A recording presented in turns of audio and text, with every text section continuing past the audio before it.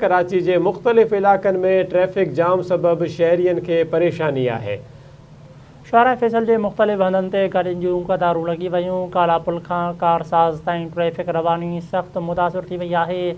M A जुना road, सदर, old city area, Metropole ते ट्रैफ़िक जाम।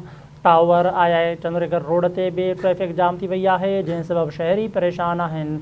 सोल्जर बाज़ार, गार्डन ऐं भरपासे में गाॾियुनि जूं क़तारूं लॻी वयूं आहिनि, जॾहिं त लसबेला, गुरु मंदर, मर्टन क्वार्टर ऐं भरपासे में ट्रैफ़िक जो दॿाउ। राशिद बनास, गुलिस्तान जोहर, गुलशन इक़बाल में बि ट्रैफ़िक जाम आहे। यूनिवर्सिटी रोड, ईसा नगरीअ ते ट्रैफ़िक जी रवानी मुतासिर पिणु थी वई आहे। कोरंगी खां गोरा क़ब्रिस्तान ईंदड़ रोड ते बि ट्रैफ़िक जो दॿाउ वधी वियो आहे। आम ख़बर शामिल कंदासीं त कराचीअ जे मुख़्तलिफ़ इलाइक़नि में ट्रैफ़िक जाम थी वई आहे, जंहिं सबबि शहरी परेशान आहिनि। शाहरा फैसल जे मुख़्तलिफ़ हंधनि ते गाॾियुनि जूं क़तारूं लॻी वयूं आहिनि। काला पुल खां कारसाज़ ताईं ट्रैफ़िक रवानी सख़्तु मुतासिर थी वई आहे।